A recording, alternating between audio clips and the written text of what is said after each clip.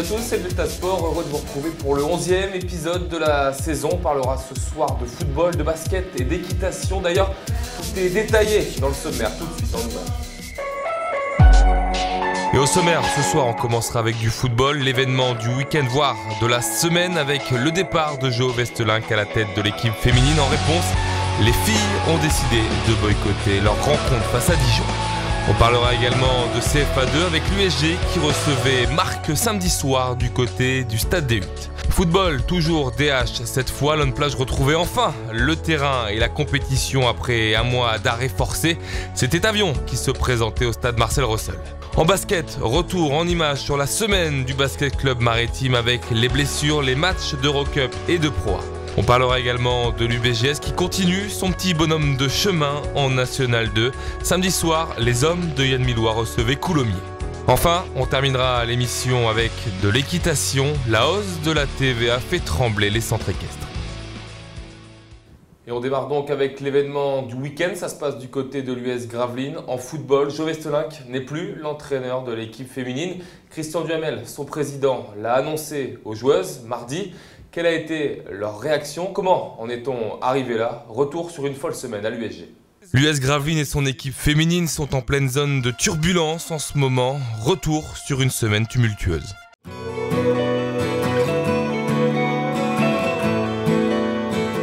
Premier coup de tonnerre, mardi soir, le président Christian Duhamel annonce à l'effectif de la D2 féminine que Jo Westelink n'est plus l'entraîneur. Mis en congé jusqu'au 31 décembre, son contrat, lui, se terminera au 1er janvier 2014. C'est une procédure de rupture conventionnelle avec les deux parties. Donc Jo, s'il voulait revenir, il peut se manifester et il a tout le droit de revenir dans le délai qui est imparti par rapport à cette rupture conventionnelle. Aujourd'hui, Jo Westelink a fait 10 ans à l'US Gravelines. Je pense qu'il a fait sa mission, comme nous l'avons rémunéré en conséquence. Donc aujourd'hui, c'est une page qui se tourne et il faut peut-être voir autre chose. Bon, c'est tout. Et je pense que lui aussi voulait voir autre chose. Une décision qui n'a pas été motivée pour des raisons sportives, mais plus par une relation qui ne fonctionnait plus entre les deux hommes. C'est basé sur une entente, sur une façon de faire. Peut-être qu'on avait pu... que moi-même, peut-être également, j'avais pu la fibre Jo Westelink, peut-être que lui ressentait qu'il n'était plus bien dans le club. Donc ça s'est fait un peu comme ça, dans une discussion. Donc au cours de discussion, je lui ai dit, et j'assume mes propos, je lui ai dit, chacun est libre de faire ce qu'il veut et chacun peut partir quand il a envie, quoi. Voilà. De son côté, Jo Westelink lui a refusé nos demandes d'interview. C'est donc sans lui que se fera le déplacement à Dijon. C'était sans compter sur le second coup de tonnerre de la semaine. 9h30 samedi, heure de rendez-vous pour le départ à Dijon. Les filles ne viendront pas. Elles veulent pas venir? Je sais pas du tout. Tu les as pas au téléphone? Ah non, Parce que le rendez-vous c'était quoi? C'était 9h30? 9h30, ouais. Et là t'arrives à avoir personne? Ils sont pas contents du départ déjà? Ça change rien. Elles ont décidé ensemble de boycotter la rencontre de championnat face à Dijon, comptant pour la 10e journée de championnat, et explique pourquoi. Pourquoi le boycott? Ce n'est pas simplement une humeur négative d'un jour, mais toute une action qui prône l'agacement d'une équipe, et ce depuis plusieurs mois. À la fois l'incompréhension d'un départ d'un coach qui nous a toujours soutenus et placé en haut du classement de D2, qui nous a amenés à un quart de finale historique contre le PSG. Cela passe aussi par le non-respect des joueuses, à savoir déplacer un match, passer de l'USG Dijon le dimanche à Dijon USG un samedi, sans même concerter le groupe qui fait l'effort de toujours s'arranger avec leurs différents métiers pour toujours être présente, c'est juste inadmissible. Nous connaissons aussi le résultat d'un changement d'entraîneur, vécu l'année passée en plusieurs épisodes, séparés sans être avertis de notre coach, puis les retrouvailles quelques semaines après dans le même contexte. À nouveau, on nous impose un changement d'entraîneur, mais le temps que les choses soient officielles, l'équipe navigue dans l'incertitude d'un possible retour de Jo et un nouvel entraîneur inconnu. Nous ne sommes pas des pions. Heureusement, on ne nous enlèvera pas notre seul et unique plaisir qui est de jouer au football avec cette équipe soudée et unie. À l'avenir, nous espérons que cette mobilisation portera ses fruits sur un encadrement plus solide, sans avoir de conséquences absurdes sur l'avenir du football féminin à Gravelines. Nous défendrons les couleurs de l'USG depuis plusieurs années et nous continuerons à le faire avec des valeurs qui sont les nôtres, plaisir, rigueur et motivation et honnêteté.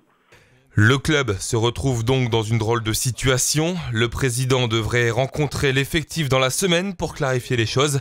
La rencontre, elle, face à Dijon, a pour le moment été reportée par la Fédération française de football. L'USG pourrait quand même le perdre sur tapis vert, mais ce week-end, le match face à Dijon importait peu.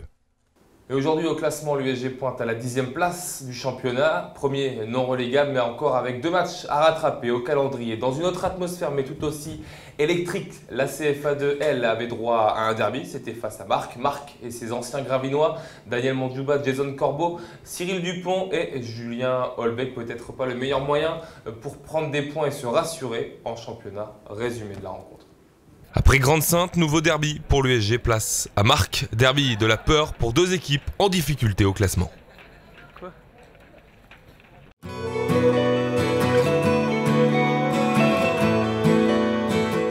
Un derby pas comme les autres pour Cyril Dupont, Daniel Mondjouba, Jason Corbeau et Julien Holbeck, tous les 4 partis de l'USG avec perte et fracas. Mathieu Auguet, lui, de son côté, est suspendu pour cette rencontre. Son absence ne va pas gêner ses partenaires. Dès la 5e minute, Graveline obtient un coup franc. Paul Huisman s'en charge.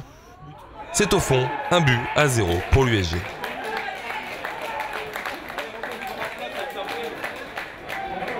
À partir de là, la rencontre va monter en intensité. Ce ne sont jamais des matchs faciles.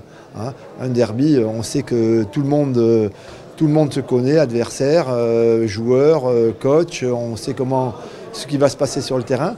Daniel Mondjouba, lui, aura l'occasion de ramener les siens à égalité. Seul, aux 6 mètres, il ne cadre pas sa frappe.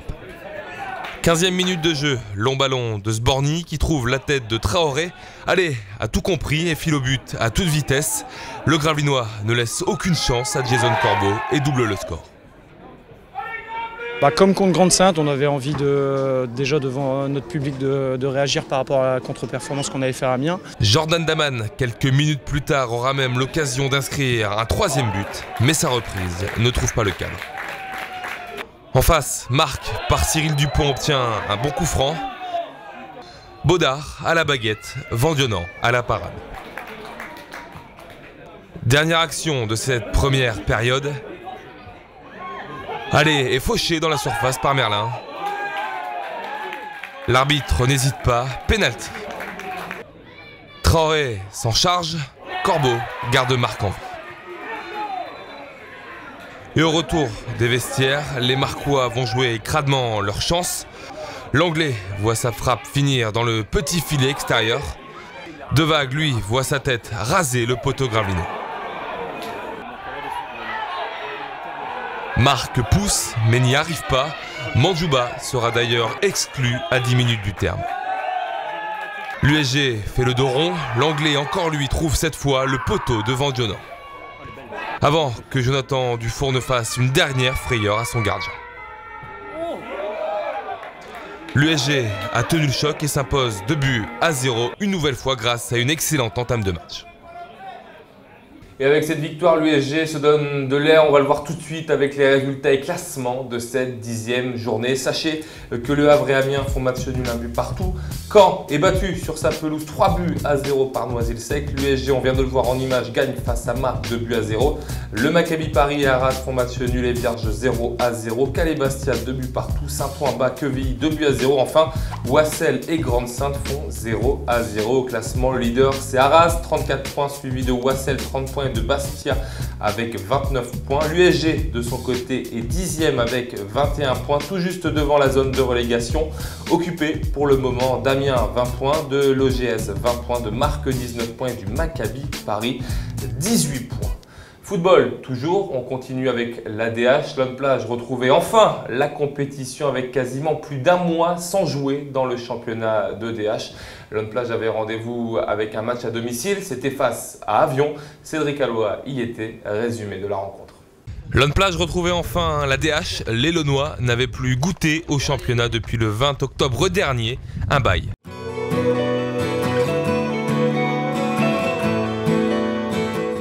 Ah oui, ça fait du bien. Nous n'avons pu jouer depuis le 20 octobre. Donc nous avons fait beaucoup de matchs amicaux, mais ça ne remplace pas les matchs de championnat. Donc ce soir, les joueurs ont beaucoup de fourmis dans les jambes et j'espère qu'on va repartir avec une victoire dès ce soir.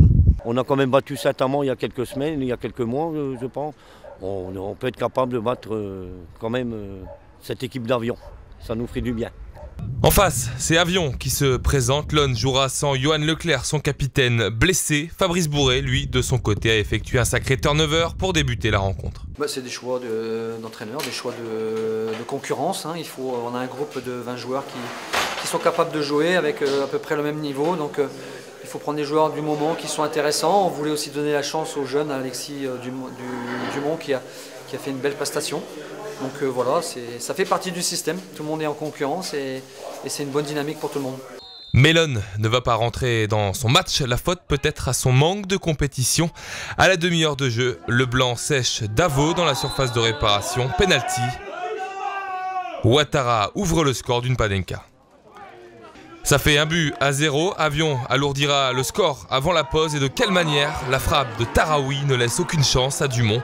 2-0 à la mi-temps. À la mi-temps, on s'est regardé les droits dans les yeux. On s'est dit les choses, tout simplement.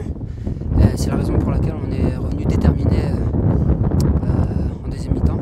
Le discours launois semble avoir fait mouche dans les vestiaires. L'ON est mieux, se montre dangereux. À l'heure de jeu, Joao Batti voit rouge et à 10 contre 11, l'ON Plage va en profiter dans la foulée pour réduire l'écart par Kevin Lapouge oublié au second poteau. Et jusqu'au bout, l'ON va pousser et multiplier les occasions pour égaliser. Les efforts seront récompensés dans les arrêts de jeu. La tête rageuse de Doroy permet aux Launois d'empocher le point du match nul. 2 buts partout, l'ON revient de loin et ça peut compter pour la suite de la saison. Et au classement, avec ce résultat nul, l'ON Plage pointe à l'avant-dernière place du classement de DH. Un classement pour l'instant tronqué, parce qu'on le rappelle, l'ON Plage a 3 rencontres de retard par rapport aux autres équipes. Du côté du handball, il n'y avait pas de match ce week-end, c'était la Coupe de France. Les Gravinois retrouveront les parquets avec un match à domicile, ce sera samedi face à Ivry. Place au basket. Maintenant, le BCM vient de vivre une semaine un peu folle qui a commencé avec la blessure de Solo Diabaté lundi dernier. Elle s'est poursuivie avec la recherche de pigistes médicaux. Gary Magui qui est coupé et surtout 2 matchs, l'un en Eurocup, l'autre en championnat. Retour sur la semaine gravinoise. Le BCM a de nouveau vécu une semaine pénible, de la blessure de Solo Diabaté à la défaite à Pau, retour sur la semaine maritime.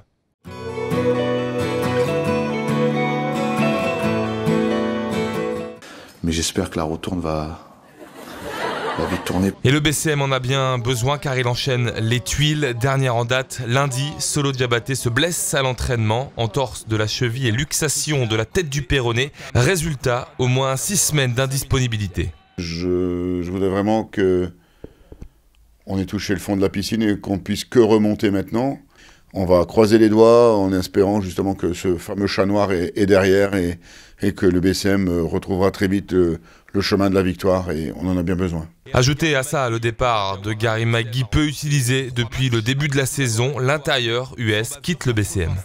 Et c'est dans ces conditions, avec 8 professionnels et 3 espoirs, que le BCM s'envole vers Bonn et l'Allemagne et le 7e match d'Eurocoupe. La bonne nouvelle de la soirée, c'est le retour de Yannick Boccolo sur les parquets. Il aura joué 27 minutes face aux Allemands. Yannick Boccolo, c'est bien sûr un des piliers du jeu maritime.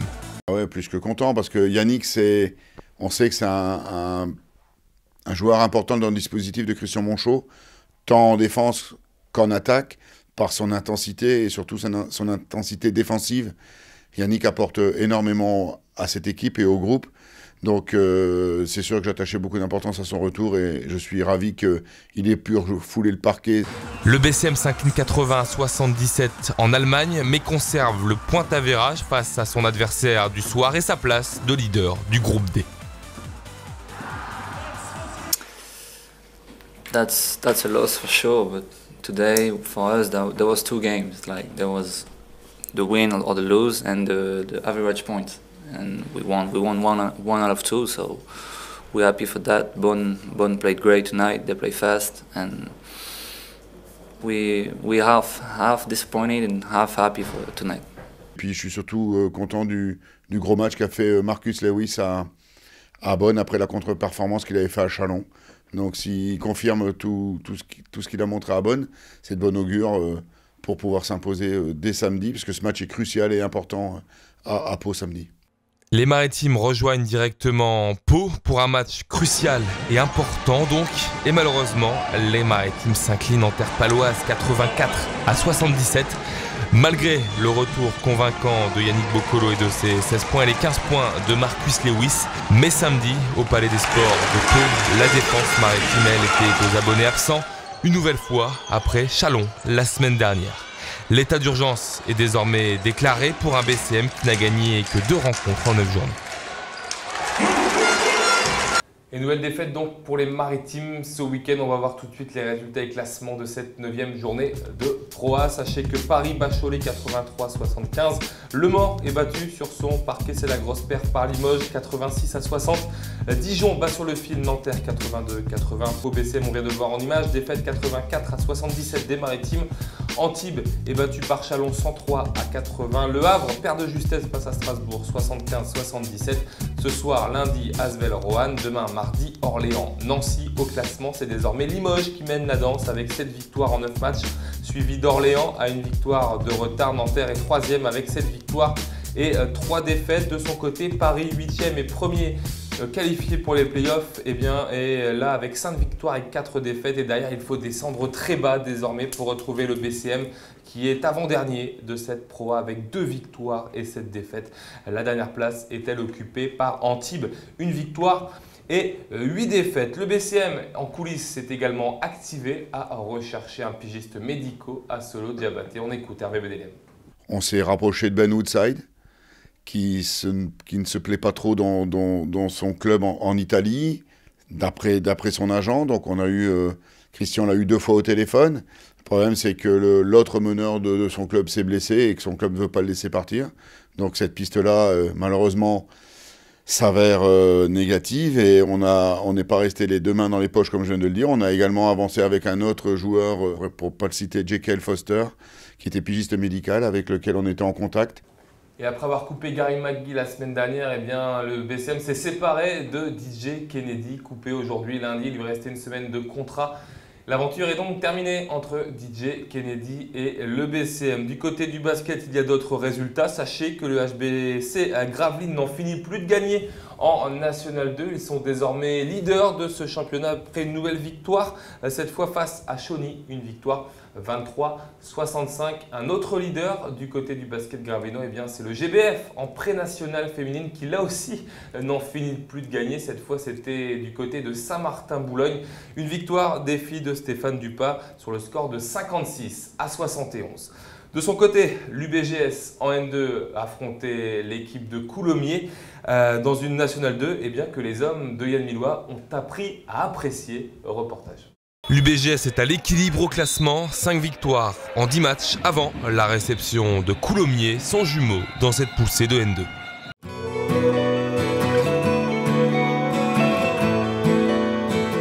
Deux mois après avoir découvert la Nationale 2 contre Rennes, l'UBGS s'éclate toujours autant dans ce championnat qui pour l'instant lui va si bien à la maison. C'est la Nationale 2, c'est comme ça, c'est la poule C.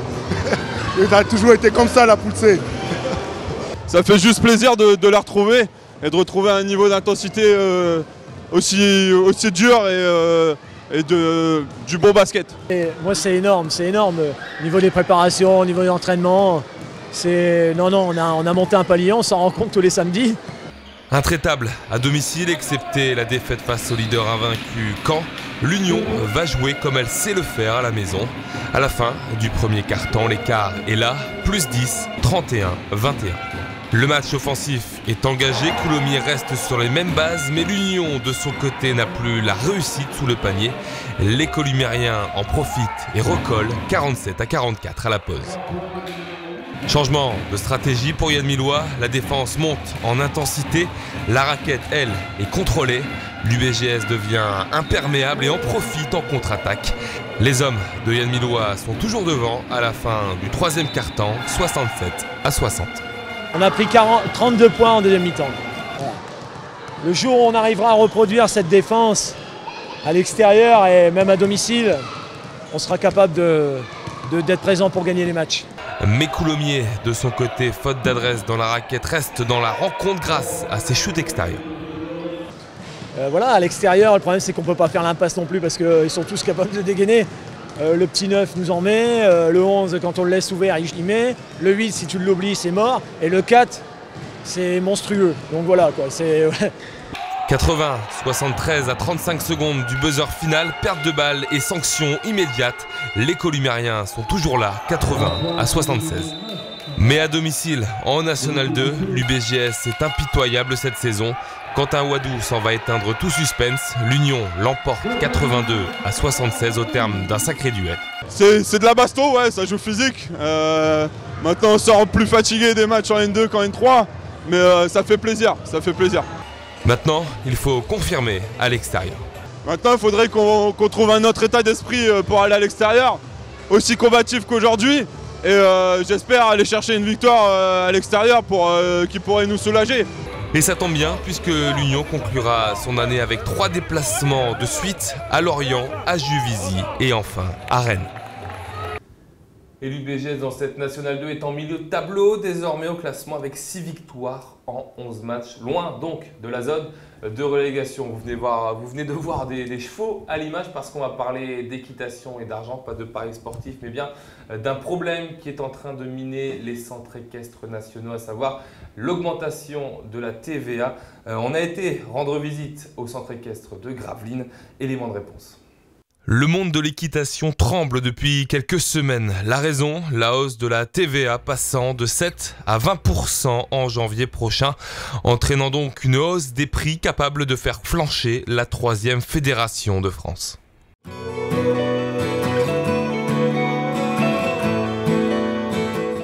L'État a donc annoncé que la filière équine, dont les centres équestres, seront touchés par une hausse de la TVA passant de 7 à 20% en janvier prochain.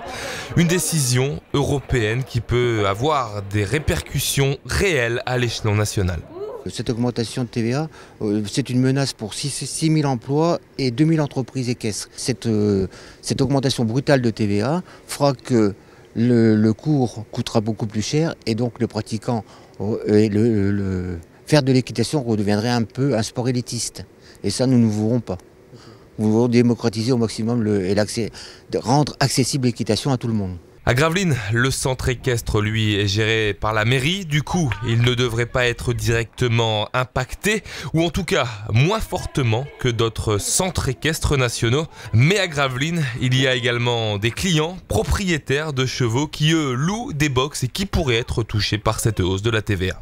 C'est le cas de Luthor et Hervé Taillandier, propriétaires d'Uzès. Disons que c'est toujours gênant, quoi, toujours payer plus, alors que normalement ça devrait être le contraire, quoi. Le but ça serait d'ouvrir à tout le monde et ça va limiter justement l'ouverture à tout le monde, quoi. Je pense qu'on risque d'être impacté pour tout ce qui sera court, tout ça, quoi. La famille Taillandier possède 2 chevaux, ce qui lui revient à investir 500 € chaque mois à 7% de TVA. Et même si, pour eux, quoi qu'il arrive, hausse de TVA ou non, la décision semble déjà prise. C'est surtout une passion, quoi. Donc pour une passion, on fait des sacrifices, quoi. Il n'y a pas de transition pour ça, quoi. De son côté, Alain Quenet est allé défendre cette semaine la cause de l'équitation. Pour l'instant, on doit encore voir exactement ce qui a été décidé, mais je crois que notre intervention a été bénéfique. Car l'État a annoncé il y a quelques jours vouloir négocier avec l'Union européenne la possibilité d'appliquer une TVA réduite pour certaines activités sportives des centres équestres. On cherche donc des solutions pour atténuer cette hausse de la TVA qui prendra effet à partir de janvier 2014. Et sachez que sur la question, la mobilisation est forte. Encore aujourd'hui, à lundi, de nombreux barrages filtrants ont été mis en place en région parisienne pour donc condamner cette hausse de TVA de 7 à 20%. Voilà, c'est là-dessus que se referme le Delta Sport pour aujourd'hui. Fin du 11e épisode. Donc, le sport sur Delta TV, il revient jeudi avec Michel Vial. Il sera question de basket et du BCM avec son invité Hervé Bédélem, directeur exécutif du club. Bonne soirée à tous. On se retrouve nous lundi prochain. Salut.